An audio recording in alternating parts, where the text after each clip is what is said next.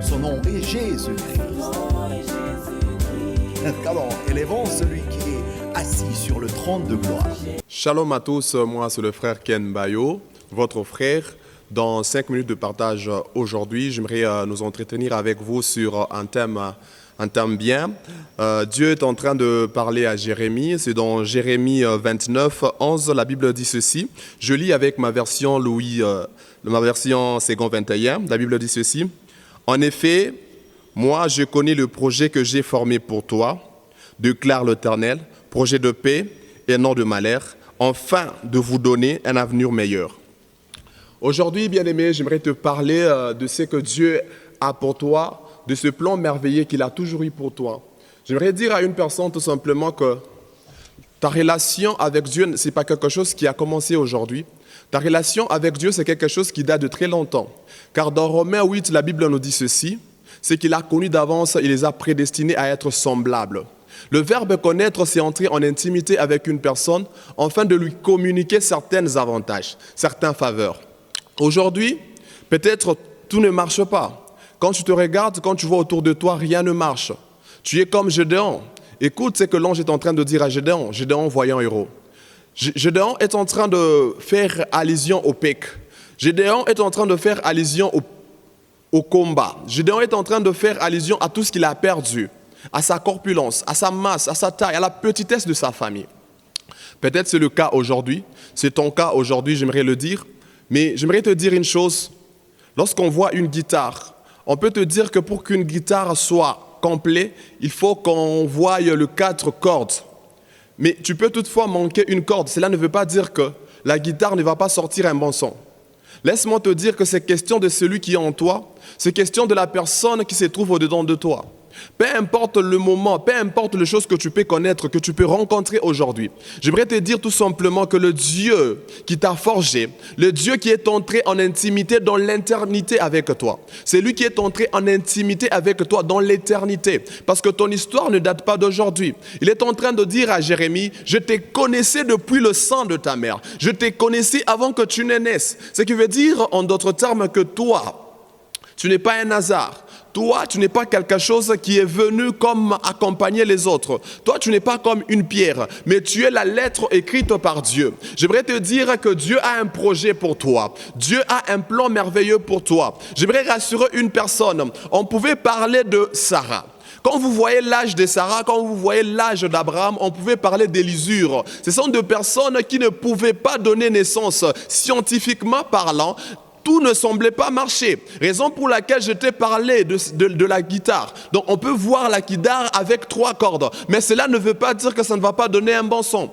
Aujourd'hui, peut-être quand tu te regardes, il y a encore des handicaps. Il y a encore quelque chose qui manque à ce que tu es en train de faire. Mais cela ne veut pas dire que tu ne seras pas une meilleure personne. Cela ne veut pas dire que tu ne pourras pas réussir avec Dieu.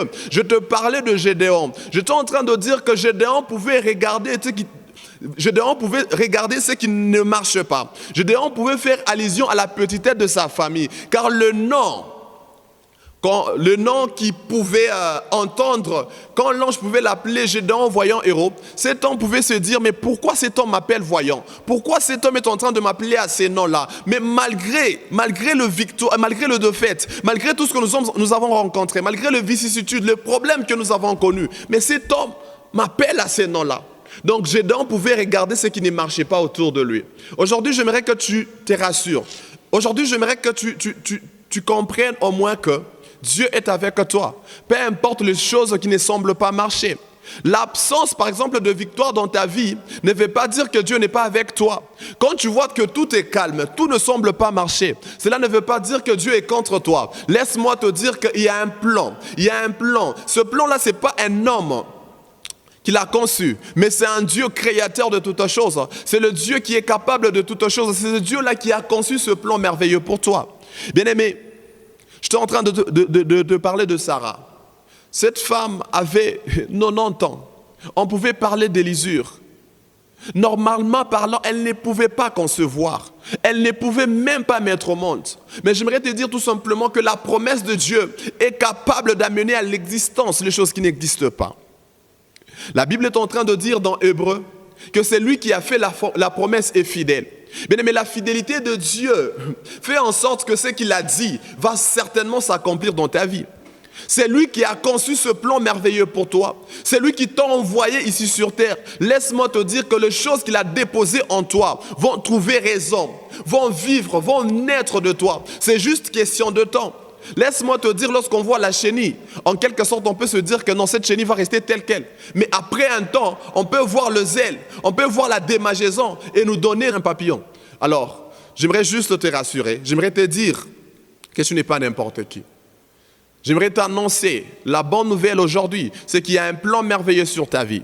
Peu importe les vicissitudes, peu importe les complications, peu importe le tourment. Regarde cet homme de David.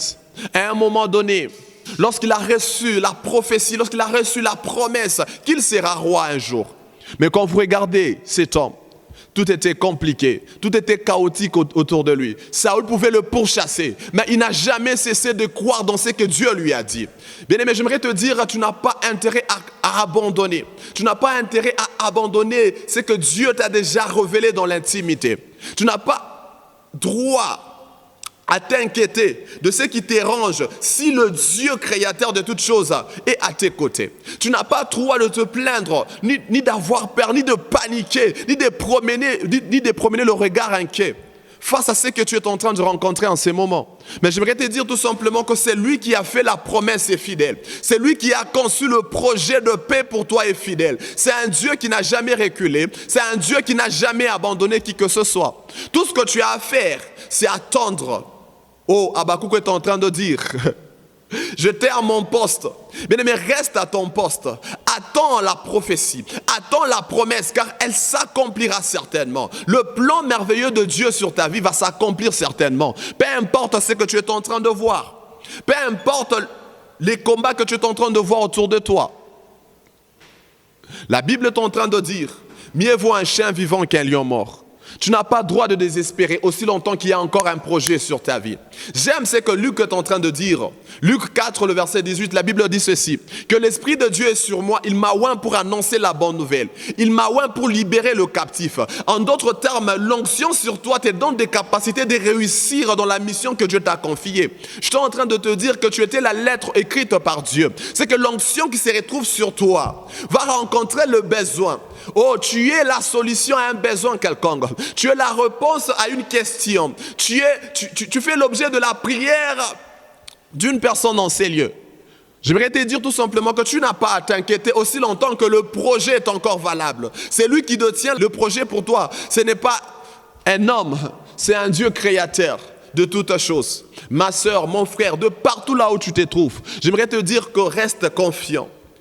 Garde la prophétie, garde la parole que tu as reçue de la part de Dieu. J'aimerais te dire en d'autres termes, si tu es incapable de confesser ce que Dieu a déjà dit sur toi, tu ne peux pas voir ces choses-là arriver.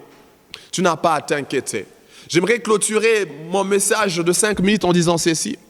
La parole me dit, dans Romains 8, que la nature attend la révélation des enfants de Dieu. La nature attend la révélation. Il y a une révélation. La nature est enceinte de ton devenir. La nature est enceinte de ce que toi tu vas devenir demain. Tout ce que j'ai à te dire, c'est que tu n'as pas à abandonner. Tu n'as pas à paniquer. Tu n'as pas à t'inquiéter. Malgré que tu es en train de connaître des moments très compliqués et très durs de ta vie, mais j'aimerais te dire que tu n'as pas à paniquer. Tu n'as pas à t'inquiéter. Car c'est lui qui a fait la promesse est fidèle. C'est lui qui a fait la promesse est le même. Il n'a jamais changé. Il est le même hier et éternellement. Shalom, c'était le frère Ken Mbayo. Que Dieu vous bénisse. À la prochaine.